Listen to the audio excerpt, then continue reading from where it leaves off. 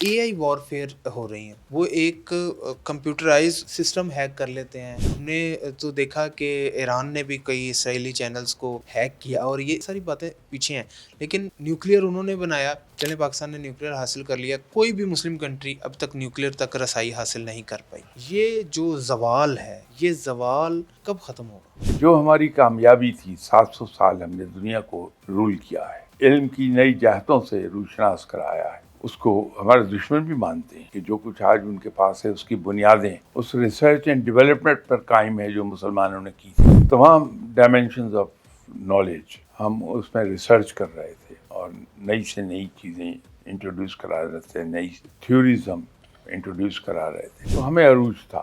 یہ ایک reason establish ہو جاتا ہے کہ ہماری عروج میں مین فیکٹر کیا تھا؟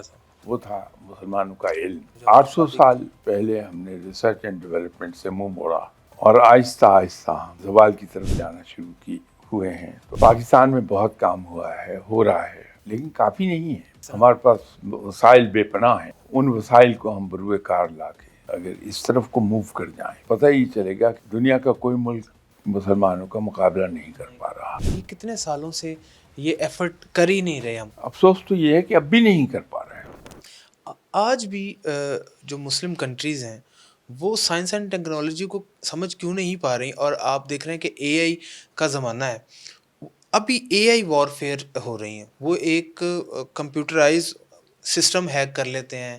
ہم نے تو دیکھا کہ ایران نے بھی کئی اسرائیلی چینلز کو ہیک کیا اور یہ ساری باتیں پیچھے ہیں، لیکن نیوکلیئر انہوں نے بنایا، چلیں پاکستان نے نیوکلیئر حاصل کر لیا، کوئی بھی مسلم کنٹری اب تک نیوکلیئر تک رسائی حاصل نہیں کر پائی۔ یہ جو زوال ہے، یہ زوال اب تو خیر عروج کی جانب جانا چاہیے، اتنا عرصہ بیت چکے اس زوال کو، تو یہ کب ختم ہوگا؟ ایک بات جو میں اکثر کہتا ہوں کہ انسان کبھی سبق نہیں سیکھتا اگر اپنے فیلئرز کی روٹ کازز کو ایگزامن نہ کرنا شروع کرے۔ ہمیں اس سے ایک قدم اور آگے جانا پڑے گا کہ جو ہماری کامیابی تھی، 700 سال ہم نے دنیا کو رول کیا ہے، بے شک دنیا کو علم کی نئی جہتوں سے روشناس کرایا ہے، اس کو ہمارے دشمن بھی مانتے ہیں کہ جو کچھ آج ان کے پاس ہے اس کی بنیادیں اس ریسرچ اینڈ ڈیولپمنٹ پر قائم ہے جو مسلمانوں نے کی تھی۔ تو جب ہم یہ ایگزامن کر لیتے ہیں کہ ہماری کامیابی کا راز کیا تھا کہ ہم ہر طرح کے علوم میں، ایک صرف سائنس نہیں، فزکس یا کیمسٹری کی بات نہیں، تمام ڈائمینشنز آف نالج ہم اس میں ریسرچ کر رہے تھے اور نئی سے نئی چیزیں انٹروڈیوس کرا رہے تھے، نئی سے نئی تھیوریز ہم انٹروڈیوس کرا رہے تھے، تو ہمیں عروج تھا۔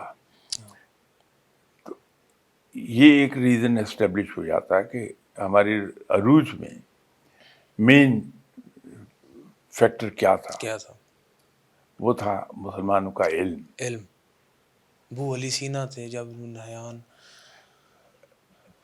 800 سال پہلے ہم نے ریسرچ اینڈ ڈیولپمنٹ سے منہ موڑا اور آہستہ آہستہ ہم زوال کی طرف جانا شروع ہوئے ہیں، تو آج ہم آ گئے۔ جب ہم اس پہ نظر رکھتے ہیں کہ عروج کے ریزنز کیا تھے اور زوال کے ریزنز کیا ہیں، تو پھر ہم سبق سیکھتے ہیں کہ آج بھی اگر اٹھنا ہے تو اٹھنے کے لیے ضروری یہ ہے کہ ہم پھر ریسرچ اینڈ ڈیولپمنٹ کی طرف چلے جائیں۔ پاکستان میں بہت کام ہوا ہے، ہو رہا ہے، لیکن کافی نہیں ہے۔ ہیونگ سیڈ دیٹ، ہم دوسرے ممالک کو دیکھ لیں، وہاں بالکل نہیں ہے۔ ہمارے پاس وسائل بے پناہ ہیں، ان وسائل کو ہم بروئے کار لا کے اگر اس طرف کو موو کر جائیں تو پتہ ہی چلے گا کہ کچھ عرصے کے بعد دنیا کا کوئی ملک مسلمانوں کا مقابلہ نہیں کر پا رہا۔ لیکن یہ ایجوکیشن ہمیں دینی ہوگی مسلمانوں میں. جب ہم ایجوکیٹ کر لیں گے اور ذہن کنونس ہو جاتے ہیں تو لوگ ادھر کو جائیں گے. وہ ایفرٹ نہیں ہے کہیں کہ ہم اپنے نوجوانوں کو